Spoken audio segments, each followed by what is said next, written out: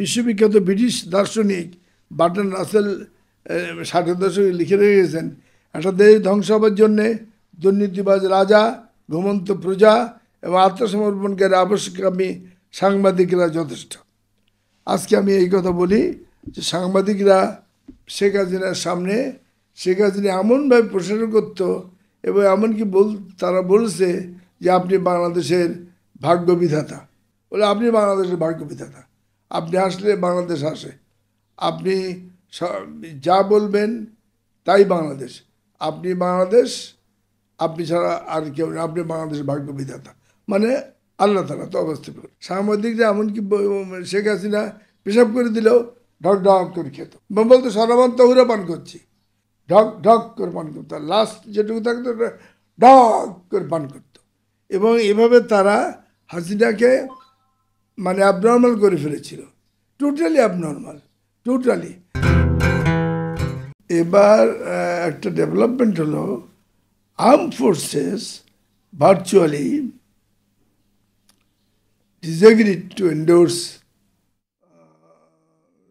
this kind of torturous activities, this kind of genocide. এর আগে যা হয়েছে যে বিএনপি তো রাস্তায় দাঁড়াতে পারত না, বিএনপি একটা মিছিল করলে, মিটিং করলে তুলার মতো উড়ে চলে যেত। Why? Because army, navy, air force supported the government like rock and Himalaya. মানে they didn't declare it, but it was there. It was there. কিন্তু যখন এবার যখন এই আবু সাইদ রংপুর ইউনিভার্সিটিতে নিহত হয়ে গেল এবং আমার বুকের পাটা আমি এই 17 জুলাইয়ের এই কাগজ চ্যানেল আইতে দুপুরে টকশোতে আমি দেখালাম, দেখিয়ে বাই নেম কল দিলাম DG BGB Ashrafuzzaman, general Ashrafuzzaman Siddiqui, army chief general Waqaruzzaman, IG Abdul Mamun, DC DB Harun and chief air chief, naval chief, by name call দিলাম, দিয়ে বললাম you can't do it and you can't endorse it. আমি একথাও বললাম, আইজি আব্দুল মামুনের কথা বললাম, ডিজিপি ওয়াকিরুজ্জামানের কথা বললাম যে আপনারা যদি গুলি চালাতে দেন তাহলে আপনাদের নামে মার্ডার চার্জ আসবে, মার্ডার চার্জ আসবে এবং আপনাদের হ্যাং করা হতে পারে, আপনি হ্যাংড হয়ে যেতে পারেন। এবং আইনটা কি আমি সেটা বললাম। আইনটা হলো সেনা আইন 1952 উল্লেখ করলাম। এর 55 ধারাতে বলা আছে কমান্ডারের অবৈধ আইন সেনা সদস্যরা মানতে বাধ্য না বা তাদেরকে বাধ্য করা যাবে না। পুলিশ আইন 1861 এর সেকশন 23 শেষ বলা আছে পুলিশ অফিসারদের শুধুমাত্র বৈধ আদেশ মান্য করবেন, অবৈধ কোনো আদেশ পুলিশ মান্য করবে না।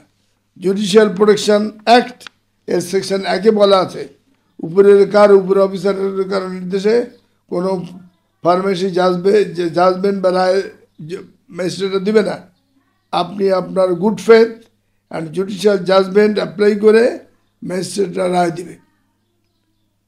এটা আমি উল্লেখ করলাম কবে? এই যে 17 জুলাই আমি টিভিতে এটা বললাম এবং 3 বাহিনীর নাম করে বললাম আপনারা গুলি চালাতে দিবেন না এবং যারা গুলি চালাচ্ছে তাদেরকে প্রতিরোধ করেন। প্রথমত গুলি করতে হবে পায়ের নিচে, এরা গুলি করতেছে বুকে মাথায়, এটা হবেই না, এটা ইল্লিগাল, অবৈধ, এটা জেনোসাইড। এবং এটা সেই ব্রিটিশ আমলে যে জালিয়ানওয়ালাবাগ জেনারেল ডায়ার হত্যা করেছিল সেই হত্যাকাণ্ডের সামিল। আমি 71-এ মৃতদেহের মধ্যে পড়েছিলাম, সেই মৃতদেহের মধ্যে থেকে উঠে আসছি। আমাকে আর্মিরই বাংলাদেশ বেঙ্গল ক্যাপ্টেন হুদা আমাকে বাঁচিয়ে আনছে, তাহলে আমি তো ওই দিন মরে যেতাম। অথচ দেখো পরে এখানে কি হলো, আশুলিয়ায় দেখো ভ্যানে 10-12 জন ছাত্রের লাশ ভ্যানে ফেলে পড়ে আছে, এদেরকে আগুন ধরিয়ে দেওয়া হয়েছে। তো আস্তাগফিরুল্লাহ, আগুন ধরিয়ে দেওয়া হয়েছে এবং মুসলমানের লাশ আগুন দিছে এই দেশের মুসলমান। তো অথচ আমি তোমাকে একটা ওই ইতিহাসের দিকে নিয়ে যাই। 1000 বছর আগে 1137 সালে বিশ্বের মুসলমান জাতির বীর সালাদিন দ্য গ্রেট, খ্রিস্টান ইহুদিরাও তাকে সালাদিন দ্য গ্রেট বলে মেনে নিছে। সেই বীর যখন কিং রিচার্ডকে যুদ্ধে হারিয়ে দিয়েছিল, দিয়ে জেরুজালেম দখল করেছিল, সেখানে হাজার হাজার ইহুদি খ্রিস্টানের লাশ কবর দেওয়ার লোক ছিল না। তখন বীর সালাউদ্দিন, মুসলমান জাতির বীর, তিনি বললেন আমরাই কবর দেব এবং অন্যান্য সৈন্যবাহিনী দিয়ে কবর দিলেন, সব ব্যবস্থা করলেন। অথচ আমরা মুসলমানের দেশ, আমরা আমাদের দেশে কবর না দিয়ে তাদেরকে আগুনে জ্বালালাম। এর জন্য দায়ী কে? জাতির জনকের কন্যা শেখ হাসিনা, উনি তখন প্রধানমন্ত্রী। এই দায়িত্ব তো ওনাকে নিতেই হবে, সকল দায়িত্ব তো ওনাকে নিতে হবে। এখন যদি বাংলাদেশে কোনো কিছু হয় তাহলে যেমন ইউনূস সাহেব দায়িত্ব নেবে। আমি এটা বলছি, এটা আমার জীবনের সাথে মেলে। এই যে 3 ডিসেম্বর যশোরের চাষায় আমি মৃতদেহের মধ্যে পড়েছিলাম, আমাকে পাকিস্তানে মেরে ডেড বডি ফেলে গেছিলো। পরে ইন্ডিয়ান আর্টিলারি শেলিং শুরু হয়ে গেল, ওরা দুর্দারকে চলে গেছে।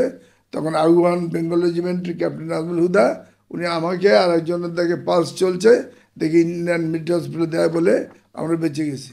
আমি বলতে পারি এদেরকে যদি আগুন দেওয়া না হতো তাহলে এদের মধ্যে কেউ বেঁচে থাকতো এবং আজ থেকে 50 বছর পর তোমার টিভিতে এসে বক্তব্য দিতে পারত।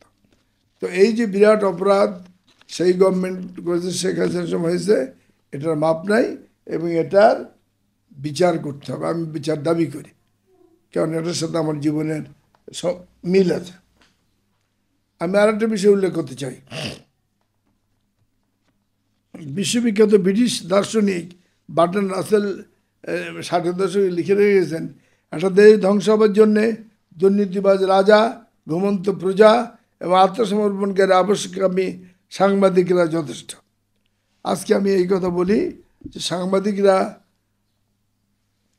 শেখ হাসিনার সামনে, শেখ হাসিনা এমনভাবে প্রশংসা করত এবং এমনকি তারা বলছে যে আপনি বাংলাদেশের ভাগ্য বিধাতা। আল্লাহ শব্দটা বলে নাই, বলে আপনি বাংলাদেশের ভাগ্য বিধাতা, আপনি আসলে বাংলাদেশ আসে, আপনি যা বলবেন তাই বাংলাদেশ, আপনি বাংলাদেশ, আপনি ছাড়া আর কেউ নেই, আপনি বাংলাদেশের ভাগ্য বিধাতা, মানে আল্লাহ তাআলা তো অবস্থা করল। আর আমাদের মতো সচিব আর জেনারেলরা তারাও কিন্তু সাংবাদিকরা এমনকি শেখ হাসিনা পেশাব করে দিলেও ঢক ঢক করে খেত, বলতো সরবন তহুরা পান করছি। সরবন তহুরা কি তোমাকে বলি, যখন আল্লাহ তাআলা কিয়ামতের দিন বিচার করে বান্দাদের বেহেশতে নিয়ে দেবেন, তখন সেখানে প্রথম সরবন তহুরা পান করাবেন, তখন তারা যৌবন প্রাপ্ত হয়ে যাবে। তো তারা বলতো হাসিনার পেশাব আমরা সরবন তহুরা বলে পান করি, ঢক ঢক করে পান করতো, লাস্ট যেটুকু থাকতো ঢক করে পান করতো। এবং এভাবে তারা হাসিনাকে মানে অ্যাবনর্মাল করে ফেলেছিল, টোটালি অ্যাবনর্মাল, টোটালি। তবে সেই সাথে আমার মতন সচিব এবং জেনারেলরাও সাংবাদিকদের চাইতে কম যায় না। তাকে কীভাবে অ্যাবনর্মাল করেছিল বলি, উনি একজন ভদ্র মহিলা মানুষ, তার তো জেন্ডার চেঞ্জ হয় নাই, কিন্তু ওনাকে স্যার বলে স্যালুট করতো, জেনারেলরাও করতো, সচিবরাও করতো। তো আমি ক্যাবিনেট সেক্রেটারিকে বলেছিলাম, তুমি সেক্রেটারিদের হুকুম দিয়ে দাও, অ্যাড্রেস করে ফর্মাল চিঠি দিয়ে দাও যে ওনাকে ম্যাডাম বলে অ্যাড্রেস করবে, ওরা স্যার যেন না বলে। তো আমাকে বললো যে স্যার দেখেন এটা বহুদিন ধরে উনি চালু করে দিছে, স্যার বলতাম ওনাকে, না বললে উনি তো রুষ্ট হয়ে যাবে, আর স্যার না বলে কোনো অফিসার তো চাকরিচ্যুত হয়ে যাবে না। তবু উনি, আমি তখন তার এই যে ইন্দিরা গান্ধীর প্রিন্সিপাল সেক্রেটারি PN হাকসার, তার এই বইয়ের ফটোকপি পাঠিয়ে দিলাম এবং এখানে ইন্দিরা গান্ধীর প্রিন্সিপাল সেক্রেটারির যে চিঠি, সেই চিঠিও পাঠালাম। এখানে সে ডিয়ার ম্যাডাম ইন্দিরাজি লিখছে, স্যার তো লেখে নাই। ইন্দিরা গান্ধীর principal secretary PN Haksar, Indira Gandhi কিন্তু স্যার লেখে নাই, ডিয়ার ম্যাডাম ইন্দিরাজি লিখছে। তো তারা এইভাবে দালালি করে করে শেখ হাসিনাকে অ্যাবনর্মাল করে ফেলেছিল। এমনকি সে নিজেকে ভাবতো আমি বাংলাদেশ, আমি যে আমি যা যা বলবো সেটাই সেটাই বাংলাদেশ, অন্যদের কোনো মূল্য ছিল না। এমনকি এটার পক্ষে আরেকটা কথা বলি, আমি আওয়ামী লীগের একজন মন্ত্রী ওই হাসিনার পতনের 4-5 দিন এক সপ্তাহ পরে তার মন্ত্রীর ওয়াইফ ফোন করেছেন আমাকে। তো বলছে যে আমি অমুকের ওয়াইফ। আমি তো চিনতে পারলাম না। বললো যে আমার হাজব্যান্ড মিনিস্টার ছিলেন, এবারে ছিলেন না এর আগের বারে ছিলেন। বললো আমার স্বামী কথা বলবেন, একদম দেন। তো ওই মন্ত্রী সাহেব ফোন করলো, আমাকে বললো যে আমাকে মুসা ভাই, আমাকে একটু বাঁচান, আমি সীমান্তে যাচ্ছি, আমার গোপন ব্যবস্থা হয়ে গেছে, কিন্তু পার হয়ে যাওয়ার পরে ওখানে যদি কোনো বিপদ আপদ হয় কারো একটা ফোন নাম্বার দেন যেন আমাকে সাহায্য করে। আমি বলি এই ব্যাপারে আমি কোনো সাহায্য করতে পারবো না, সরি। তাই আমি বললাম যে আপনাদের উনি পালিয়ে গেল, আপনাদের সতর্ক করে নাই, তখন কি বললো দেশবাসীকে? আমি বলি ওই মন্ত্রী সাহেব আমাকে বললেন, এখন তাকে জেলে নেওয়া হয়েছে, উনি বললেন যে আমরা ওনার সামনে ছিলাম লাশ, ক্যাবিনেটে আমরা বসতাম ওনার সামনে লাশ, উনি যা বলতেন আমরা তাই মাথা নত করতাম। তো শেখ হাসিনা যদি তার মন্ত্রী বাহিনীকে লাশ বাহিনী বানায় তাহলে তাকে কে সাহায্য করবে? এবং তার পিয়ন 400 কোটি টাকার মালিক হয়েছে, তাহলে তার মন্ত্রীরা তো 4 লক্ষ কোটি টাকার মালিক হয়েছে, আর উনি ওনার বোন ওনার ছেলে মেয়ে তো $100 বিলিয়ন মালিক হয়েছে। ট্রুলি তাই হয়েছে। আমার কাছে হিসাব আসছে উনি 60 লক্ষ কোটি টাকা উনি নিয়ে গেছেন, 60 লক্ষ কোটি টাকা।